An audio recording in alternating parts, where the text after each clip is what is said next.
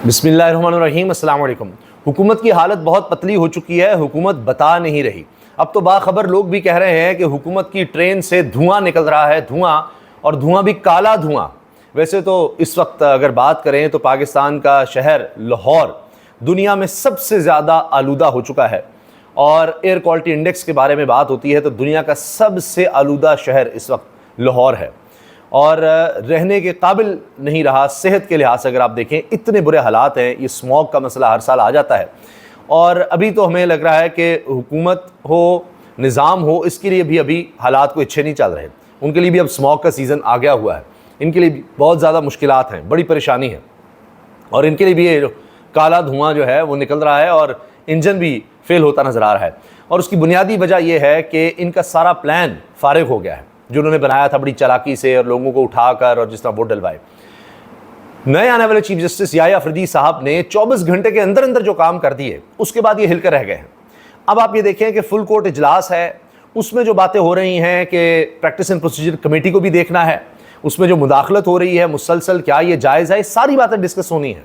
और भी इसमें बहुत सी चीज़ें सामने आएंगी जिसकी वजह से हुकूमत बहुत ज़्यादा परेशान है कि ये क्या हो गया, क्योंकि हुकूमत ये सोच ही नहीं सकती थी कि अच्छा याह्या अफरीदी साहब फौरी तौर पर मंसूर अली शाह साहब को कमेटी में शामिल करेंगे, और तो और मुनीब अख्तर को शामिल करेंगे, और मंसूर अली शाह साहब को कहेंगे कि सीनियर मोस्ट जज हैं।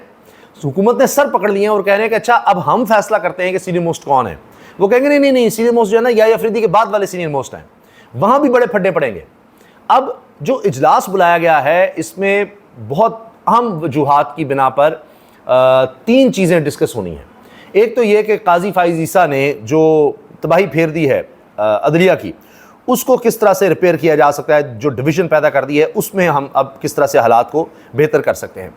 दूसरी बात यह कि अब हुकूमत जिस तरह से समझती है कि जी हमने अब प्रैक्टिस एंड प्रोसीजर कमेटी को अपने हाथ में लेना है, अभी उसमें कोई और जज ऐड करना है, फिर निकाल देना है, फलां करना है, सीनियरिटी का भी हम बताएंगे, तो क्या ये इजाज़त दी जा सकती है हुकूमत को इतना ज़्यादा जुडिशरी में मुदाखलत करे? ये एक मसला जो है ये भी बात आएगी। फिर जो मखसूस नशिस्तों का मामला है वो बहुत ज़्यादा अहम है कि मखसूस नशिस्तों का फ़ैसला इतना अरसा हो गया, आ गया हुआ है कि तहरीक इंसाफ को दी जाए, उस पर अमल दरामद नहीं हुआ। अब इस पर भी बात होनी है कि ये तो बहुत ख़तरनाक बात है कि सुप्रीम कोर्ट का फुल कोर्ट एक फ़ैसला दे, यानी फुल कोर्ट मतलब उससे बड़ा फ़ैसला आ नहीं सकता सुप्रीम कोर्ट का, फुल कोर्ट का है, यानी एक तरह से तमाम जजेस उसको फुल कोर्ट कहते हैं। कुछ जजेस नहीं थे, लेकिन बहरहाल फुल कोर्ट, ये कि मेजॉरिटी जजेस, कोई बड़ा बेंच नहीं है, लार्जर बेंच नहीं, फुल बेंच, उसका डिसीजन, और ज़ाहिर मेजॉरिटी डिसीजन ही चलता है, उस पर अमल दरामद नहीं हो रहा। तो ये कितनी ख़तरनाक बात है। इस पर अब क्या करना है, ये चीज़ें होनी हैं, और होनी भी 24 घंटे के अंदर अंदर हैं। कल दोपहर का वक्त है, इसलिए हुकूमत की नींदें उड़ रही हैं। अब आप देखिए इन्होंने करना क्या शुरू कर दिया है। एक तरफ अब ये बात सोशल मीडिया पर उड़ाई जा रही है कि देखें अखलाकी तौर पर मंसूर अली शाह को और मुनीब अख्तर को इस्तीफ़ा दे देना चाहिए था, क्योंकि उनसे जूनियर को चीफ जस्टिस लगा दिया गया है। हाँ, देखिए ज़रा इस तरह की बहानेबाजी हो रही है कि एक प्रेशर बिल्ड करने की कोशिश की जा रही है। फिर अब ख्वाजा आसिफ साहब वज़ीर दिफा हैं, उनका बयान देखिए, उनका एक बयान चल रहा है, वो शायद किसी को इंटरव्यू दे रहे हैं, सवालों के जवाब दे रहे हैं, तो उसकी वीडियो सामने आई है। कहते हैं जी हमें टका भी नहीं मिलता, जो मेरे हमसाए में बिल्डिंग है यानी सुप्रीम कोर्ट, इनकी 16 लाख तनख्वाहें हैं और इतनी ही इनकी पेंशन है, और रिटायरमेंट के बाद गाड़ियाँ गार्ड अलग से, अगर खुदा न खास्ता कोई मर जाए तो वही पेंशन इनकी बेवा को मिलती है। हम सियासत छोड़ दें, हमें तो टका नहीं मिलना। आप सियासत छोड़ते हैं, आप तो रिटायर ही नहीं होते, और आपके तो ख्वाजा साहब खुद अकामे निकल आते हैं, आपके लीडर के अकामे भी होते हैं, बेटे से तनख्वाह भी ले रहा होता है, एवन फील्ड महल्लात भी होते हैं, कहाँ कहाँ उनकी जायदादें होती हैं। आपकी सियासत की तो क्या ही बात है जी। फिर आप तो फ़ोन कर करके इलेक्शन जीतते हैं, और आप ख़ुद कह रहे हैं जी मैं इतने अरसे से पार्लियामेंटेरियन हूँ, आप तो और तरीके से आते हैं। और ये बातें आपको काजी फाइज ईसा के रिटायर होने के बाद ही क्यों याद आ रही हैं कि जी इतनी तनख्वाह है, फ़लाँ है, ये है, वो है। अब क्या मसला हुआ है, आप देखें कि अब तो बेंचेस भी बना दिए उन्होंने नए चीफ जस्टिस याह्या अफरीदी ने, और अब ये टकराव लग रहा है कि नए चीफ जस्टिस से भी हुकूमत टकराने जा रही है।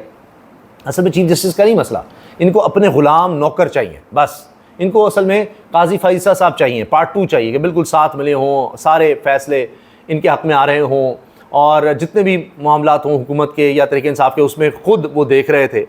तो ये अब इनको मसला बन गया है कि कौन ऐसा जज है जो सारे फैसले हमारे हक़ में करेगा और सारे हमारे केसेस वही देख रहा हो। अब इसलिए अब इन्होंने ये कहना शुरू कर दिया है, ये मसला खड़ा कर रहे हैं। इसके अलावा जनाब अब हो ये रहा है कि हुकूमत अब ये सोच रही है कि अब इससे निपटा कैसे जाए, तो वो 27वीं तरमीम लाने की कोशिश कर रहे हैं। और उसमें मैं आपको बता रहा हूँ, आप 26वीं तरमीम को भूल जाएं। जो रुकावटें आई, जिस तरह इन्होंने कर दिया, ये अब नहीं होना। जिस तरह पहले ये जो तरमीम चाहते थे वो उस तरह नहीं करवा सके, उसके लिए भी इनको क्या कुछ करना पड़ा। अब 27वीं तरमीम में ये अभी सोचे रहे हैं और इन्होंने अभी इत्तेफाक कर लिया कि जी हमने 27वीं तरमीम लानी है। अभी आप देखिएगा तो सही, अभी मौलाना से फिर मुलाकात होगी। अब ये नहीं, ठीक है, फजलुर रहमान साहब ने फिर एक दफ़ा इनको कोई रास्ता दे दिया। अब फजलुर रहमान साहब मजीद अपनी साख बर्बाद नहीं कर सकते। अगर उनके साथ जाना होता तो वो चले जाते। मेरा नहीं ख्याल कि वो अब इनके साथ जाना अफोर्ड कर सकते हैं या किसी भी तरह की अब मजीद तरमीम अफोर्ड कर सकते हैं। अब बंदे भी उठा लें उनके तो कहेंगे ठीक है, अब ये तो मजाक ही बन गया है, क्योंकि पहले हमने कहा कि अच्छा बंदे ना उठाएं, कुछ रास्ता निकाल लेते हैं। तो अगर इन्होंने यही काम करना है फिर बंदे उठा लो, फिर दूसरा ही रास्ता है, कल को फिर यही होगा। अब कोई रास्ता निकालेंगे, फिर ये 28वीं तरमीम ले आएंगे, फिर कुछ कर लेंगे, तो ये तो मजाक बन जाएगा। Tehreek Insaf is not coming slow जनाब। 1 नवंबर पेशावर, 8 नवंबर कोयटा और फिर कराची में जलसे होंगे। बाकायदा सियासी कमेटी ने मुल्क भर में जलसों की मंजूरी दे दी है। तो तहरीक इंसाफ ने हाथ संभाल लिया। अभी 27वीं तरमीम इन्होंने क्या लानी थी, अभी तो सिर्फ इत्तफाक हुआ है बिलावल भुट्टो और शहबाज शरीफ के दौरान जी 27वीं तरमीम लेकर आते हैं, उससे पहले ही जनाब आप देखें ये काम हो गया है। तो तहरीक इंसाफ भी मैदान में आ गई है। चीफ इलेक्शन कमिश्नर के खिलाफ रेफरेंस की बाकायदगी से पैरवी की जाएगी। सुप्रीम कोर्ट, हाई कोर्ट्स में केसेस की बाकायदा पैरवी की हुक्म अमली की मंजूरी भी दे दी गई है। एक और बड़ी खबर यह है कि सिकंदर सुल्तान राजा साहब रिटायर हो रहे हैं, तो सोचा जा रहा है कि शायद काजी फैसल साहब को उनकी जगह लाया जाए। वो भी एक अलग फड्डा बनना है अभी। और जो बड़ी खबर जो मैंने आपसे डिस्कस करनी है, आपके सामने रखनी है, वो है कि इमरान खान साहब पर अब पाबंदियां आखिरकार ख़त्म हो रही हैं। 3 अक्टूबर से इमरान खान पर एक तरह से पाबंदी लग गई थी, क्योंकि अडयाला जेल में समाअत ही नहीं हो रही थी, अदालत की केसेस की समाअत नहीं हो रही थी, और एक तरह से अदालत को ताले लगे होते, क्योंकि वैसे भी जेल में ही सारी समाअत होती है, इमरान खान को बाहर लाया नहीं जाता। अब 25 दिन के बाद आखिरकार अडयाला जेल के दरवाजे अदालत के लिए खुल रहे हैं। अदालत के लिए कल से अडयाला जेल के दरवाजे अदालत के लिए खुल रहे हैं, क्योंकि 3 अक्टूबर को आखिरी समाअत हुई थी। अब 28 अक्टूबर को एहतसाब अदालत 190 मिलियन पाउंड यानी अलकादिर ट्रस्ट यूनिवर्सिटी केस, उसकी समाअत अडयाला जेल में अदालत ने करनी है। और इससे पहले ये जितनी भी समाअतें थी G11 जुडिशल कॉम्प्लेक्स में होती रही हैं। और कल इमरान खान साहब के हवाले से अब पता लगेगा, उनका मुमकिन रद्दअमल भी सामने आ सकता है, वो क्या कहते हैं, फिर साथियों से भी इंटरेक्शन हो सकता है, और फिर बड़ी खबरें बनेंगी और हुकूमत के लिए फिर परेशानी होगी कि वो इमरान खान का इंटरेक्शन फिर शुरू हो गया है। इस हुकूमत के बारे में क्या क्या आपको खबरें दें। एक खबर जो नज़र से गुजरी, मैंने कहा जी ये तो मैंने अपने व्यूअर्स को ज़रूर बतानी है। 550 अरब, ये सुनिएगा ज़रा, 550 अरब रुपए के नीलम झेलम हाइड्रो प्रोजेक्ट की बंदिश में गलती किसकी है। हुकूमत ने रिपोर्ट बनाने क्या कहा, बनाने वाले ने 10 करोड़ लेकर 10 करोड़ लिया, बनाने वाले ने चैट GPT से कॉपी पेस्ट कर दिया।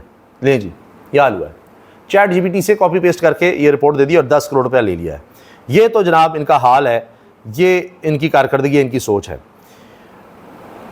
अजहर मशवानी के 2 भाई जो 6 सितंबर को बाजियाब होकर घर पहुंच गए हैं। चीफ जस्टिस आमिर फारूक साहब के भी क्या कहने हैं, इनके लिए भी एक तारीख लिखी जाएगी। भी काजी फैसल साहब के ही वो कबीले के लगते हैं। चीफ जस्टिस आमिर फारूक की अदालत में कल फिर दोनों भाइयों की बाजियाबी का केस मुकर्रर हो गया है।